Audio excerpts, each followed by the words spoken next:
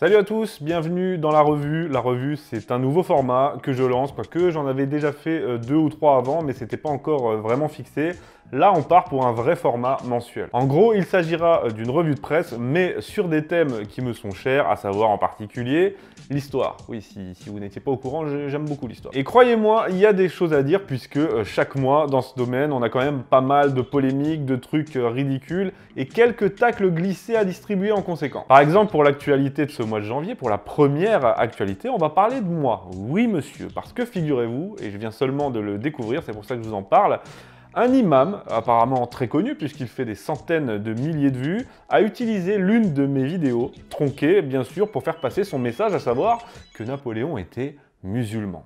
Ben voyons. On va aussi parler de cette infamie qui a été l'installation du drapeau européen sous l'Arc de Triomphe, qui a été vite retiré d'ailleurs, et aussi de l'épopée de cette histoire de la statue de Napoléon sur la place de l'Hôtel de Ville à Rouen, qui finalement va retrouver sa place après un vote des habitants. Allez, c'est parti.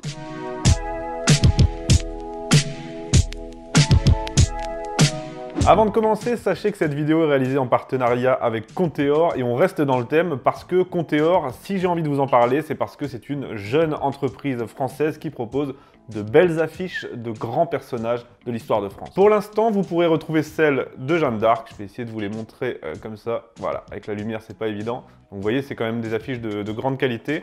Donc vous avez Jeanne d'Arc, vous avez aussi, bien sûr, le Dogue de Brocéliande, Bertrand du Guesclin et ma préférée, évidemment, qui est encadrée pour l'occasion et qui va faire pleinement partie de ma déco, vous vous en doutez, Napoléon. Donc voilà, Conteor, ce sont de magnifiques affiches. Sachez que tout est fait en France, hein. Les affiches sont dessinées à Toulon et imprimées au cœur de Lyon, donc on est sur un beau projet français, un but noble qui est celui de nous élever par les grands personnages et une entreprise patriote. Et autant vous dire que face au modèle qu'on nous propose aujourd'hui, hein, de Bilal Hassani à Camélia Jordana au hasard, le fait de mettre en avant nos vrais héros français ne peut être qu'à saluer. Sachez aussi que j'ai un code pour vous, avec le code LAN20, vous aurez 20% de réduction sur votre commande.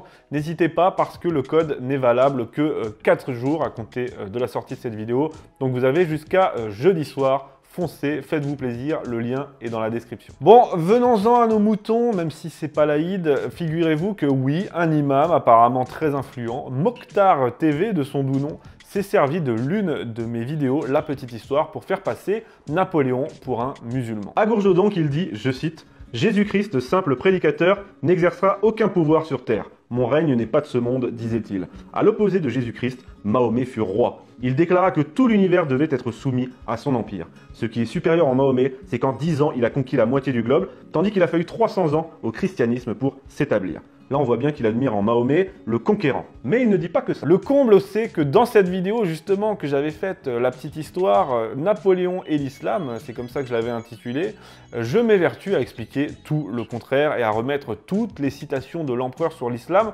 dans leur contexte. Le contexte, quel est-il? Par exemple, il a tenu des propos élogieux sur l'islam en général, mais c'était pendant la campagne d'Égypte. Et en Égypte, il était question de plaire aux populations musulmanes et surtout de les gouverner. J'ai déjà expliqué tout ça dans ma vidéo, donc je ne vais pas me répéter. Je pense que vous comprenez un peu le principe. On a affaire ici au Bonaparte politique qui tente de séduire des autochtones musulmans. Il se faisait appeler Ali Bonaparte, il en faisait des tonnes, bref, de la pure propagande à ce moment-là. Et ça ne l'a pas empêché ensuite de faire tirer au canon sur la mosquée, dans la mosquée même, lors de la révolte du Caire. Mais ça, notre ami imam, il n'en parle pas dans la vidéo. Hein. Il ne parle pas non plus de cette citation à Gourgeot, à Sainte-Hélène, je cite Napoléon. « La religion du Christ est trop subtile pour des orientaux, il leur fallait des opinions plus politiques. » Oh, comme c'est bizarre. L'imam Mokhtar nous parle aussi des propos qu'avait tenus Napoléon sur l'islam à Sainte-Hélène, parce qu'il en a tenu, et là aussi, ils sont très élogieux. C'est chaud même, hein, parfois, mais là aussi, il faut contextualiser, il faut parler de son état d'esprit à ce moment-là, de son rapport avec l'Église, du fait qu'il en veuille à la terre entière, particulièrement au pape, et qu'il veut à ce moment-là apparaître comme un libéral face à la Restauration, donc un esprit voltairien, donc anticlérical et pro-turc.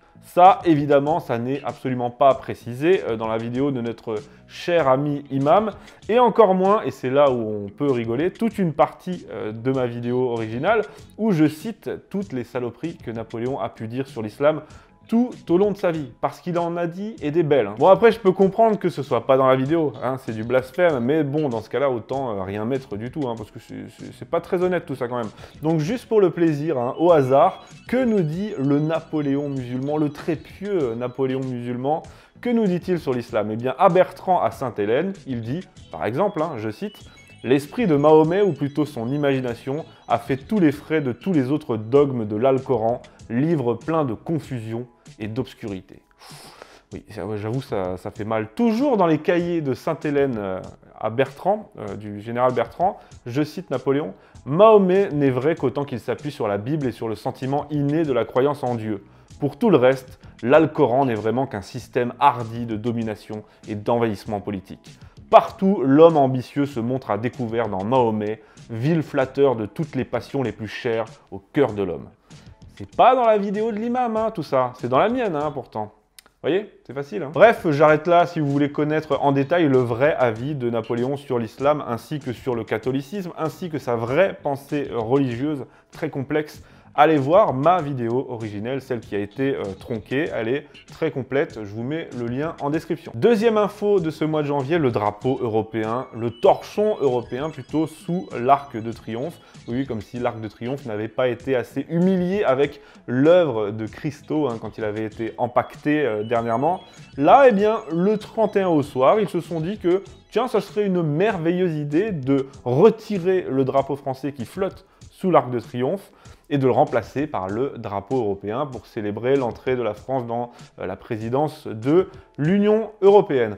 Donc voilà, le 1er janvier au matin, on avait droit à cette bannière étoilée, symbole ultime de l'impérialisme, ce symbole de soumission même, sous l'Arc de Triomphe. Eh bien oui, ils ont osé accrocher ce truc-là à un monument qui en plus n'est pas n'importe lequel. Déjà, et là où ça me fait un peu chier, hein, vraiment, c'est que c'est commémoratif des victoires de la Grande Armée à la base, hein, l'Arc de Triomphe. Vous savez, l'époque où l'Europe était française.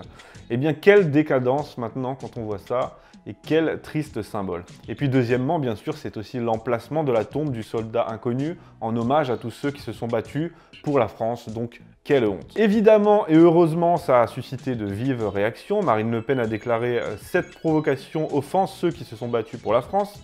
Éric Zemmour a quant à lui déclaré « L'Arc de Triomphe sous Macron après le saccage et l'empaquetage, l'outrage ». Pour ce qui est de Valérie Pécresse, bon, elle a dénoncé, hein, mais attention, c'est Valérie, hein, elle veut que le drapeau français soit replacé, bien sûr, mais à côté du drapeau européen. Et oui, il n'est pas question de l'enlever, hein, faudrait pas oublier qu'on est chez les Républicains, là.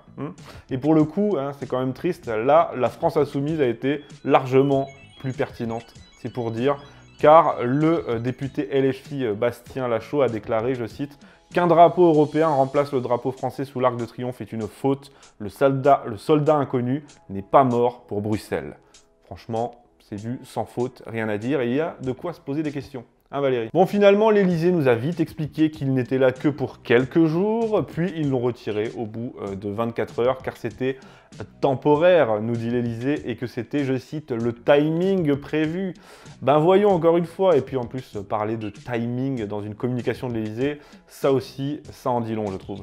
Bref, quoi qu'il en soit, le drapeau français a retrouvé sa place sous l'Arc de Triomphe. Mais pas d'inquiétude, hein, puisque la Tour Eiffel, quant à elle, reste totalement illuminée par les étoiles de l'Empire. Sauf que ça, par contre, bizarrement, j'en ai un peu rien à foutre. Hein. Voilà. Dernière actu, bon, elle date un peu, mais comme c'est la première revue, il fallait absolument que j'en parle. Question de timing, hein, n'est-ce pas? L'affaire de la statue de Napoléon sur la place de l'Hôtel de Ville à Rouen. Donc tout a commencé en juillet 2020, quand cette statue équestre de Napoléon, qui avait été installée sous le Second Empire en 1865, a été retirée de son socle pour restauration.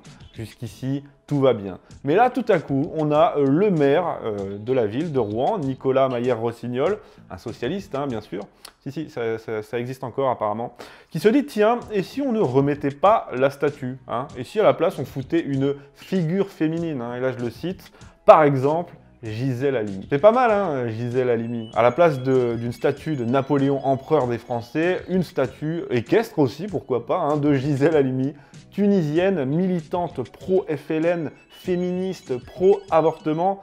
Franchement, moi je trouve que ça le fait. Eh bien non, ça ne va pas du tout, puisque ça a provoqué un véritable tollé, au point que le maire a finalement proposé une consultation populaire pour décider du sort de la statue. Et tout est bien qui finit bien, puisque les habitants de Rouen ont finalement tranché à 68% pour que la statue retrouve sa place devant l'hôtel de ville. Dommage pour toi, Gisèle. Et deuxième bonne nouvelle pour cette statue fin décembre, à l'initiative du préfet de Seine-Maritime, Pierre-André Durand, la statue est désormais inscrite à l'inventaire des monuments historiques. Donc non seulement elle retrouvera bientôt sa place, restaurée, mais en plus la voici désormais protégée de la cancel culture, protégée des lubies de certains idéologues qui cèdent aux sirènes du mouvement BLM. Voilà de quoi conclure en beauté cette petite revue d'actualité historique. Merci à tous, j'espère que ça vous a plu. C'est le premier épisode, alors c'est peut-être pas parfait, c'est pas une version définitive, il y a encore des choses à améliorer, mais si ça vous plaît, n'hésitez pas à le dire en commentaire, à liker la vidéo, à la partager et à proposer des idées également, des idées pour l'émission, mais aussi des idées de sujets pour la prochaine revue. N'oubliez pas également notre partenaire Contéor si vous voulez vous procurer l'une de leurs belles affiches que vous pouvez voir dernièrement depuis tout à l'heure.